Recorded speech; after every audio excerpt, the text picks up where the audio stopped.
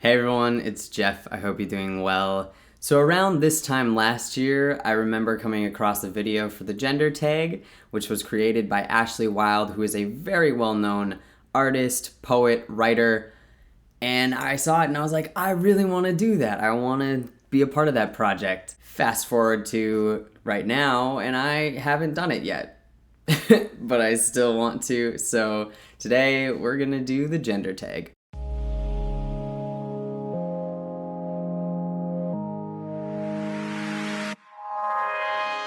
So I have here the 10 questions that I'm going to be answering, and really I just think that this project is super important because it allows people to go more in depth on where they come from and allows a bunch of exploration of our own identities and learning about other people. So if y'all are down for that, here we go. How do you self-identify your gender, and what does that definition mean to you? I self-identify as transmasculine because I was assigned female at birth, but I feel like I'm more on the masculine side of things. But I don't fully identify as just a man, so I am non-binary. I prefer words like human being or person instead of gendered words like man or woman.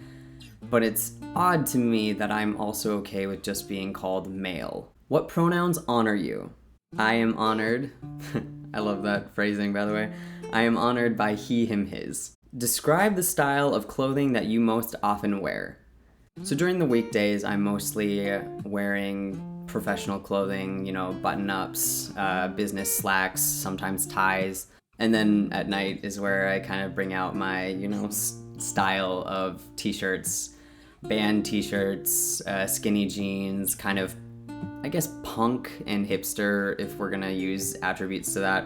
I just wear what I like and what makes me feel comfortable and happy. Talk about your choices with body hair. How do you style your hair? Do you have facial hair? What do you choose to shave or choose not to shave? I don't really spend a lot of time styling my hair. I just brush it out. And if it looks somewhat odd, then I throw a hat on, like today. I do have facial hair, and what you see now is pretty much all that I can grow. Thanks, genetics and dad on that one. I trim around my neck, and then also getting the little wispies here. And then I also trim my mustache a little bit, just so that it's not overgrown, because I like just clean and crisp looking things, so I try and keep that trimmed down a little bit. I don't shave my legs, I don't shave my armpits, I don't shave my stomach. Talk about cosmetics. Do you choose to wear makeup? Do you paint your nails? What types of soaps and perfumes do you use, if any? I do sometimes wear makeup. It's not really all that often though.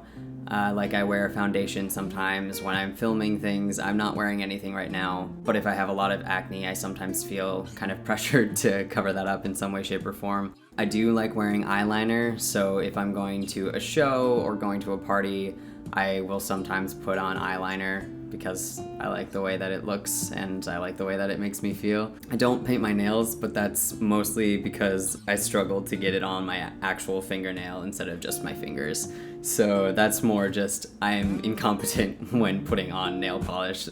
I don't wear perfume.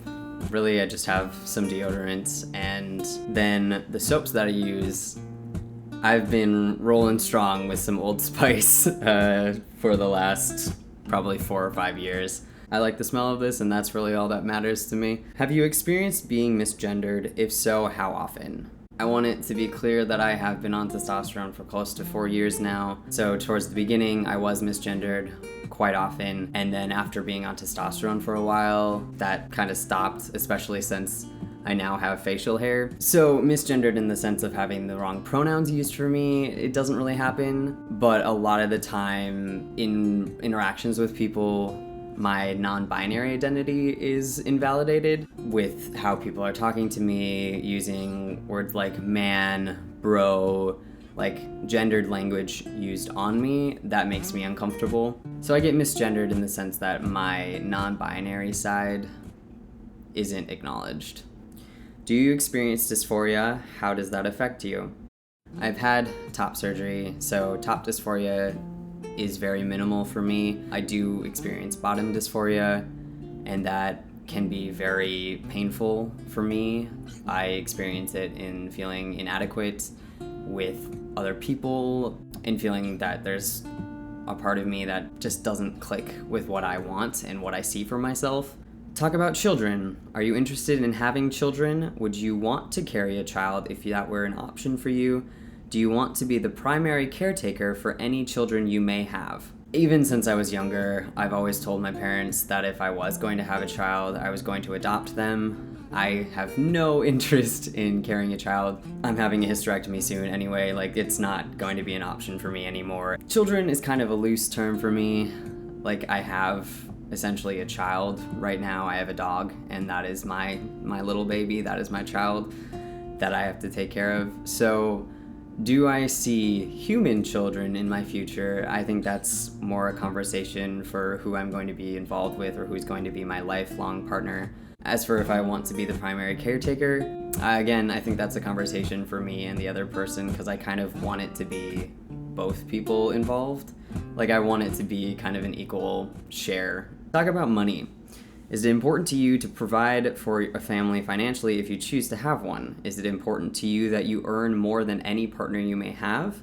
Do you prefer to pay for things like dates? Are you uncomfortable when others pay for you or offer to pay for you? I don't think that it's a problem if my partner makes more money than me. I don't think it's a problem if I make more money than them. As long as everyone's happy and contributing to what's going on, then I'm a happy camper. For dates, I do offer to pay a lot of the time, but that's just because it's my idea to have those dates. So how I operate is the person who asks the other person out on the date should at least offer to pay. But if the other person is like, let's split this, or I want to actually take this, that's cool. Like, awesome. Anything else you want to share about your experience with gender? I think that gender and sexuality can be fluid for some people, and I've been learning more and more about myself every year with my identity. Like, I don't know everything yet. And that's awesome. There are so many new things that I can learn about myself, and I'm really excited to figure out what else I can uncover. So if you're struggling with where you're at with your identity in any capacity, please know that that is okay. It's okay that you may not have all the answers. It's okay if your answers might shift as you grow. Be patient with yourself and allow yourself to experience those new things. And as always, you are valid, you are loved. I hope you have a wonderful week, and I will see you again next Monday. Bye.